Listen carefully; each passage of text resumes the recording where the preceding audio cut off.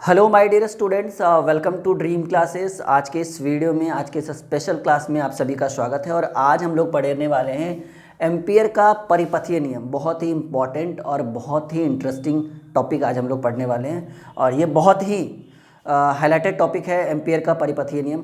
अगर आपने गाउस का नियम पढ़ा होगा अच्छे से कि बंद पृष्ठ की कल्पना, आपने गाउस के नियम में पढ़ा था कि गाउस का नियम उन सभी के लिए मान्य है, मतलब बंद पृष्ठ के लिए ही मान्य होता है गाउस का नियम। तो सेम कंडीशन यहाँ पर भी पढ़ेंगे, एम्पियर का परिपथीय नियम। वहाँ से आवेश और यहाँ धारा, वहाँ आवेश प्रवाहित होता था, यहाँ धारा प्रवाहित होगी। ठीक है, तो थोड़ा सा अंतर है और बहुत ही स्पेशल क्लास है हम लोग, और बहुत ही अच्छे तरीके से हम लोग सीखेंगे एम्पियर का परिपथीय नियम। तो जल्दी जल्दी से हमारे साथ जुड़ जाइए आज के क्लास में और हम लोग शुरू करने वाले हैं एम्पियर का परिपथीय नियम। तो देखिए, पहले इसके डेफिनेशंस को हमने लिखा है। ये एक एम्पिरियन लूप है, इसको हम लोग कहते हैं बंद पृष्ठ वक्र। ठीक है, ये क्या है, एक लूप है जिसके अंदर I1, I2, I3, I4, I5 धारा प्रवाहित हो रही है। एक छोटा सा अल्पांश dl की अल्पना की गई है। ठीक है, तो आगे हम इसके बारे में लिखते चलेंगे और अपने आप ऑटोमेटिकली चीज़ें समझ में आएगा। फिर इसके कुछ जैसे इससे रिलेटेड जैसे कुछ अनुप्रयोग वगैरह हम लोग छोटे छोटे अनुप्रयोग करेंगे। तो सबसे पहले हमने एम्पियर का परिपथीय नियम के बारे में क्या लिखा, हमने लिखा कि किसी बंद पृष्ठ या किसी बंद समतल वक्र के चारों ओर, किसी बंद समतल वक्र के चारों ओर परिणामी चुंबकीय क्षेत्र के रेखा समाकलन का मान और निर्वात की चुंबकशीलता तथा बंद लूप यानी वक्र के अंदर से गुजरने वाली कुल धारा के गुणनफल के बराबर होती है। समझिए इस चीज़ को, सबसे पहले कहा गया है और इसे ही हम क्या कहते हैं, एम्पियर का परिपथीय नियम, एम्पिरियन लूप। ये जो है आपको दिख रहा है और इसे हम कौन सा नियम कहते हैं, एम्पियर का परिपथीय नियम। फिर से एक लाइन हम देखेंगे, समतल वक्र के चारों ओर। ठीक है, एक वक्र है, समतल वक्र के चारों ओर परिणामी चुंबकीय क्षेत्र के रेखा समाकलन। ठीक है, परिणामी चुंबकीय समाकलन जो हम करेंगे वो पूरा का करेंगे, समाकलन का मान और निर्वात की चुंबकशीलता। निर्वात की चुंबकशीलता को हम लोग किस चीज़ से डिनोट करते हैं, म्यू नोट से डिनोट करते हैं। निर्वात की चुंबकशीलता तथा बंद वक्र के अंदर गुजरने वाली कुल धारा, धारा क्या हो जाएगा जी, आई धारा प्रवाहित होती है। ठीक है, के गुणनफल के बराबर है। देखिए, समाकलन चुंबकीय क्षेत्र यहाँ है ना, चुंबकीय क्षेत्र B और इसका समाकलन B, तो चुंबकीय क्षेत्र ये हो गया और समाकलन जो होगा वो dl वेक्टर हो गया जी। ठीक है, समाकलन क्या हो गया, dl वेक्टर। एकदम लैंग्वेज में आपका ये फॉर्मूला छिपा हुआ है, समतल वक्र के चारों ओर परिणामी चुंबकीय क्षेत्र E के रेखा समाकलन dl का मान, निर्वात की चुंबकशीलता म्यू नोट तथा इन दोनों का जो मान है, इन दोनों का समाकलन b vector dot dl vector, क्योंकि आपको पता है कि v vector dot dl vector करेंगे तो ये डॉट प्रोडक्ट है, ये आपका हो जाएगा b dl cos थीटा, क्योंकि क्रॉस प्रोडक्ट रहता तो v dl sin थीटा। ये चीज़ हमें भी पता है, आपको भी पता है। ठीक है, तो यहाँ से जो टॉपिक हम लोग कर रहे हैं एकदम बिल्कुल कॉन्सेप्ट के साथ समझिएगा। करें समतल वक्र के चारों ओर परिणामी चुंबकीय क्षेत्र E के रेखा के समाकलन का मान dl और समाकलन का ये चिन्ह है, संपूर्ण सतह के लिए समाकलन किया गया है, ये देखिए।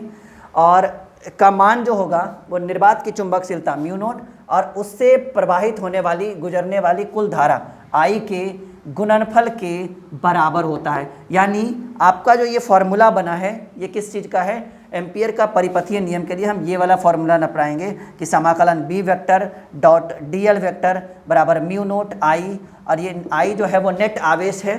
ठीक है, इसको सिग्मा I भी हम लिख सकते हैं, इसको हम इस तरह से भी लिख सकते हैं कि समाकलन v vector dot dl vector बराबर mu naught I sigma I, इसको ऐसे लिख सकते हैं म्यू नोट सिग्मा I। ठीक है, आप इसको ऐसे भी लिख सकते हो, नेट I ना लिखकर आप इसको ऐसे भी लिख सकते हो। कुछ कुछ किताबों में या कोई टीचर आपको इस तरह से भी बताएगा। ठीक है, I का मान I1 plus I2 plus I3 plus I4 plus I5। यहाँ तक क्लियर है।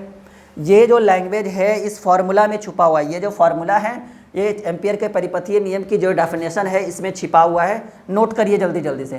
कहेंगे कि समतल वक्र के चारों ओर परिणामी चुंबकीय क्षेत्र के रेखा समाकलन का मान, निर्वात की चुंबकशीलता और उससे बंद लूप के अंदर गुजरने वाली धारा के गुणनफल के बराबर होता है, और इसे ही हम एम्पियर का परिपथीय नियम कहते हैं। इसे हम क्या कहेंगे? एम्पियर का परिपथीय नियम। ठीक है, जल्दी से नोट करिए, इसे हम क्या कहेंगे डियर स्टूडेंट? एम्पियर का परिपथीय नियम। इसको जल्दी से नोट करिए। समझ में आ रहा है या नहीं? हाँ या ना बताएंगे सभी लोग। नीचे लाइव चैट दिख रहा होगा, लाइव चैट में बताइए क्या समझ में आ रहा है, हाँ या ना। चलिए अब देखिए क्या क्या है ये नीचे आपको दिख रहा है स्क्रीन? हाँ दिख जाएगा जी। अब देखो, अब जो है जहाँ, ठीक है, ये एम्पियर का परिपथीय नियम हो गया। जहाँ इसके बारे में बात करते हैं, ठीक है, ये जो हो गया ये आपको भी पता है। यहाँ पे थोड़ा मैं रेड पेन ना यूज़ करके ब्लैक यूज़ कर लूँ। जहाँ बी वेक्टर बराबर जो हमारा हो गया, ये परिणामी चुंबकीय क्षेत्र हो गया। परिणामी चुंबकीय क्षेत्र, वी वेक्टर परिणामी चुंबकीय क्षेत्र। म्यू नोट आपको पता है, अभी अभी हमने बोला निर्वात की, सभी लोग लिखेंगे इस लाइन को, निर्वात की वैद्युतशीलता। ठीक है, निर्वात की वैद्युतशीलता। अगला लिखिएगा। और आई नेट जो है, ये जो आपको आई नेट दिख रहा है, आई नेट, इसको हम ऐसे लिखेंगे, आई नेट के बारे में हम लिखेंगे कि बंद वक्र के अंदर गुजरने वाली कुल धारा, बंद वक्र के अंदर गुजरने वाली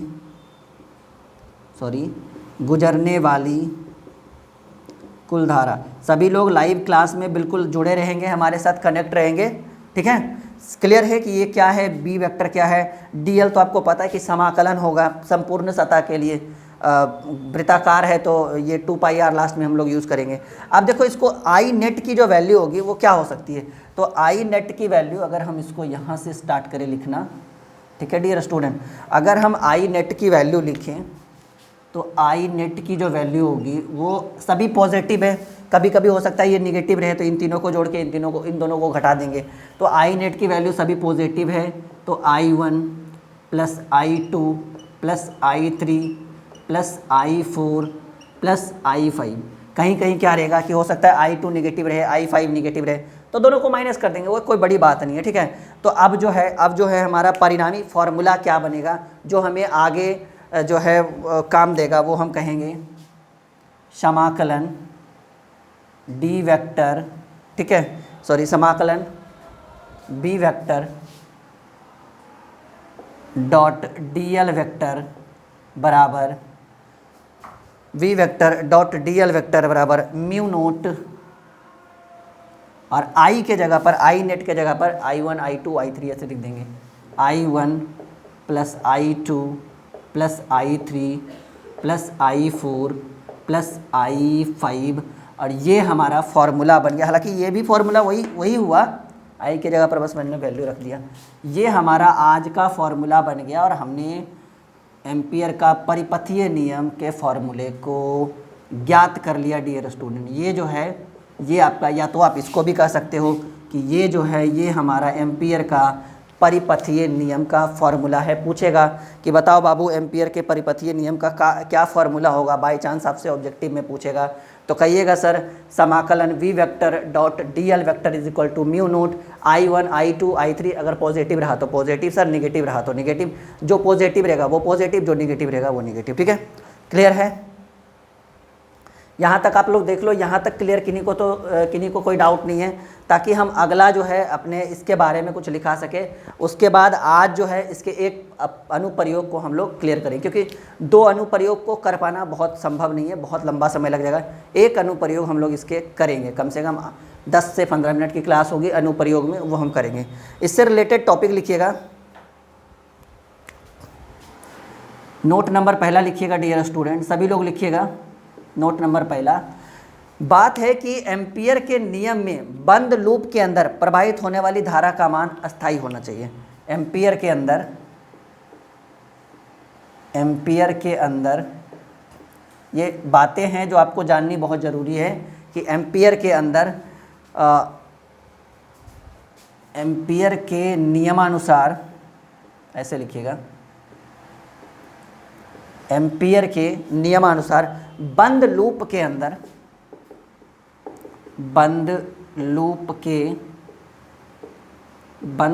के अंदर प्रवाहित होने वाली धारा का मान, प्रवाहित होने वाली, सभी लोग लाइव चैट में लिखेंगे, प्रवाहित होने वाली धारा का मान स्थायी होता है जी। हाँ, ये सबसे इम्पोर्टेंट नोट था जो आपको एग्जाम में बाय ऑब्जेक्टिव 1 नंबर का पूछ सकता है। नोट नंबर दूसरा लिखो जी डियर स्टूडेंट, ठीक है। नोट नंबर दूसरा लिखेंगे कि एम्पियर के नियम में बंद लूप के अंदर विद्युतीय क्षेत्र का मान से समय के साथ कोई परिवर्तन नहीं होता है, ठीक है। लिखिएगा कि एम्पियर के नियम में,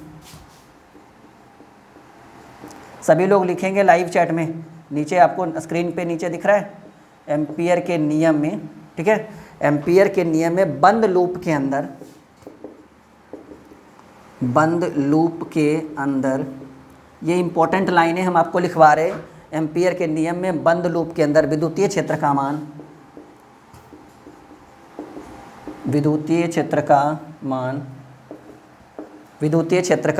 समय के साथ कोई परिवर्तन नहीं होता है। विद्युतीय क्षेत्र के मान में समय के साथ कोई परिवर्तन नहीं होता है। चलो जी, ये हमारा ख़त्म हो गया और अब हम लोग करेंगे एम्पियर के परिपथीय नियम का प्रथम अनुप्रयोग, ठीक है। चलिए अब इसको हम मिटा रहे हैं, इधर आप लोग नोट करिए, ये आपने सीख लिया होगा। याद रखिएगा कि एम्पियर के परिपथीय नियम से ये हमारा फॉर्मूला निकल के आया। आप इसको भी कह सकते हो, कोई दिक्कत नहीं, दोनों सेम ही है। बस हमने आई नेट यहाँ पे आई नेट रखा, वहाँ आई के वैल्यू को रख दिया। कभी कभी आई पॉजिटिव भी रहेगा, कभी निगेटिव रहेगा, इस चीज़ को याद रखिएगा, ठीक है। सभी लोग नोट कर लो फटाक। यहाँ से हम लोग कर देंगे, डेफिनेशन रहने देते हैं, ठीक है। हो सकता है डेफिनेशन काम आ जाए। देखो क्लियर है, थोड़ा सा इसको अच्छे से मिटा दूँ, मैं रफ कर लूँ, तब तक आप उधर नोट कर लो। ये दोनों लाइनें बहुत इंपॉर्टेंट लाइनें मैंने आपको लिखवाई है अभी तुरंत, बहुत इंपॉर्टेंट है वो। देखिए एम्पियर के नियम में 2 प्रयोगों को हम करेंगे, एक आज और एक अगले क्लास में, ठीक है। एम्पियर के नियम में हम कितने प्रयोग को करेंगे? 2 एक्सपेरिमेंट को करेंगे। अब देखिए ये जो है ये प्रथम प्रयोग, यहाँ से जो है वो हम लोग करेंगे प्रथम प्रयोग, फर्स्ट एक्सपेरिमेंट। ज़्यादा बड़ा नहीं है, छोटा सा प्रयोग है, मुश्किल से 7 से 8 मिनट की क्लास में हम इस प्रयोग को कर देंगे, ठीक है। प्रथम प्रयोग, इसका क्या नाम है हम आपको लिखवाते हैं। पहले मैं थोड़ा सा कैमरा देख लूँ, सेटअप है बिल्कुल सही। हाँ, प्रथम प्रयोग उधर भी मिटा देंगे, पहले उधर आप नोट कर लीजिए। प्रथम प्रयोग में जो नाम हम लिखेंगे वो लिखेंगे अनंत लंबाई के सीधे धारावाही तार के निकट किसी बिंदु पर चुंबकीय क्षेत्र के मान को ज्ञात का व्यंजक। अनंत लंबाई के सीधे धारावाही, अनंत लंबाई के सीधे धारावाही तार के निकट किसी बिंदु पर चुंबकीय क्षेत्र का व्यंजक। किसी बिंदु पर चुंबकीय क्षेत्र का व्यंजक, ठीक है। ये जो है वो हमारा फर्स्ट अनुप्रयोग है जिसको अभी हमें करना है, ठीक है। ये हमारा हेडिंग है, बनाइए जल्दी से। ये आपको 2 नंबर का पूछ सकता है जी, डायरेक्टली 2 नंबर का पूछेगा लघुतरीय प्रश्नों में, ठीक है। शॉर्ट क्वेश्चन में पूछेगा कि अनंत लंबाई के सीधे धारावाही तार के निकट किसी बिंदु पर अगर चुंबकीय क्षेत्र का व्यंजक ज्ञात करना हो तो कैसे ज्ञात करेंगे। देखिए हमें यह फॉर्मूला पता है कि एम्पियर के नियम से V vector dot dl vector is equal to mu naught I plus I2 plus I3 जो भी है हम उसको I नेट लिखेंगे, ठीक है। तो पहले हम क्या करते हैं, एक फिगर बनाते हैं, ठीक है। अनंत लंबाई के सीधे धारावाही तार के निकट, मानकर चलिए एक केंद्र बिंदु है, यहाँ से अनंत लंबाई का एक सीधा धारावाही तार है, इसके निकट किसी बिंदु पर हमें चुंबकीय क्षेत्र की गणना करनी है। मानकर चलिए कि इस बिंदु पर P पर जो है वो हमें चुंबकीय क्षेत्र के व्यंजक को ज्ञात करना है। तो फिगर जो है हमारा बनेगा वो इस तरह से बनेगा।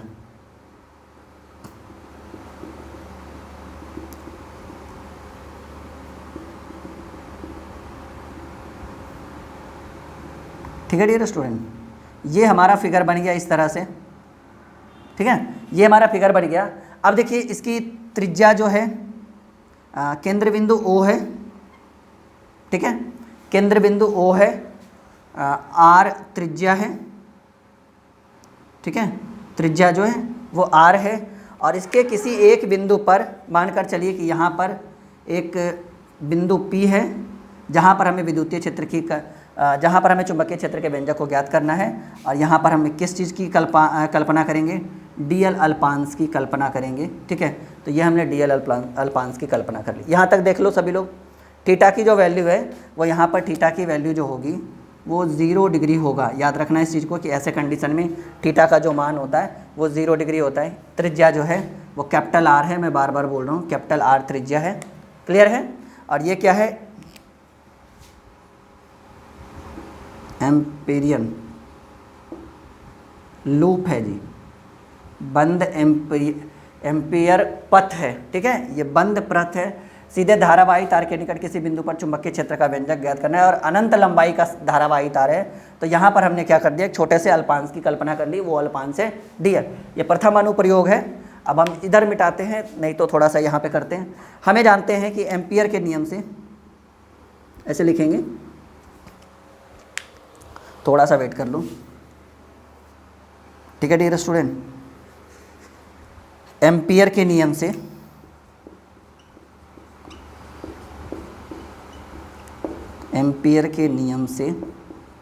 हम जानते हैं कि समाकलन बी वेक्टर डॉट डीएल बराबर, एक सेकेंड, समाकलन बी वेक्टर डॉट डीएल बराबर म्यू नोट आई, और आई जो है वो हम नेट लिखेंगे। क्या यहाँ तक दिख रहा है आपको स्क्रीन पे? हाँ या ना? हाँ, तो क्या हम इसको ऐसे लिख सकते हैं? B vector dot DL vector को हम ऐसे लिख सकते हैं, समाकलन B D L cos theta बराबर mu naught V D L cos theta mu naught I. ठीक है, अब जो है इधर मिटाते हैं हम। यहाँ तक क्लियर है सभी को?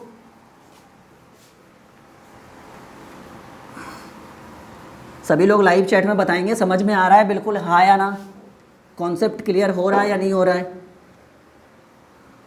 सभी लोग लाइव चैट में बताएंगे कॉन्सेप्ट क्लियर हो रहा है आपका?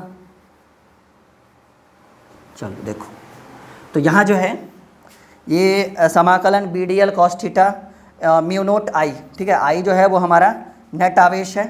ठीक है, तो हम क्या करेंगे कि यहाँ से करते हैं, यहीं से हो जाएगा, उधर जाने की ज़रूरत ही नहीं है हमें। तो हम क्या करेंगे,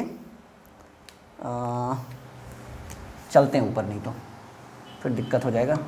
तो हम क्या करेंगे, जैसे ये अभी हमारे पास क्या है, B D L cos theta बराबर म्यू नोट आई, ये हमें गिवन है। आपको पता है कि थीटा की वैल्यू यहाँ पर हमने क्या रखा, क्योंकि वृत्ताकार लंबाई है, कोई एंगल बन नहीं रहा है, तो थीटा जो होगा वो 0 डिग्री होगा। तो हम ऐसे लिख सकते हैं, समाकलन B D L cos 0 degree is equal to mu naught आई।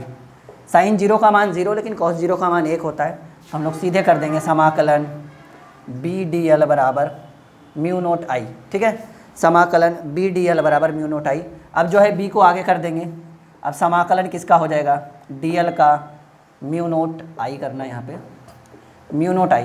और आपको पता है डीएल यानी संपूर्ण सतह के लिए, और ये संपूर्ण सतह क्या है, एक वृत्ताकार है, और वृत्ताकार है तो वृत्त का क्षेत्रफल नहीं, परिधि की बात कर रहा है। यानी वृत्त, ये जो डीएल होगा इसके जगह पर हम 2πr लिख सकते हैं, क्योंकि वृत्त की जो ये जो सतह है, वक्र पृष्ठ है, वो वृत्ताकार है।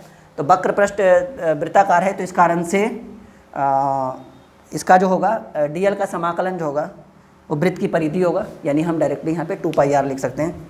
तो हम लिखेंगे बी समाकलन, या आप डायरेक्टली जो है ना यहाँ पर अब dl को हटाकर जो है सॉरी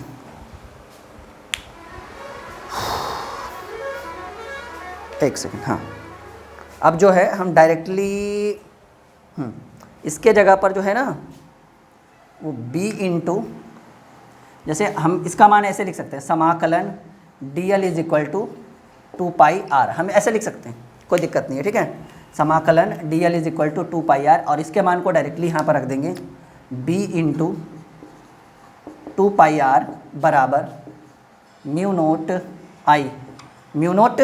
आई। यहाँ तक क्लियर है, यहाँ तक क्लियर है। अब जो है हमें b की वैल्यू चाहिए, तो म्यू नोट आई बटे 2πr। देखिए चुंबकीय क्षेत्र का व्यंजक, चुंबकीय क्षेत्र का व्यंजक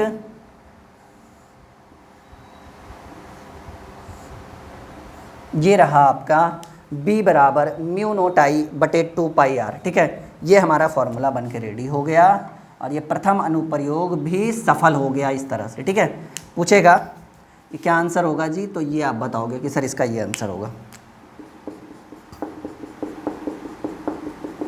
पूछेगा कि एम्पियर का परिपथीय नियम क्या होता है, तो अभी अभी हमने लिखाया था कि समाकलन b vector dot dl vector बराबर म्यू नोट आई जो होगा वो नेट आवेश होगा।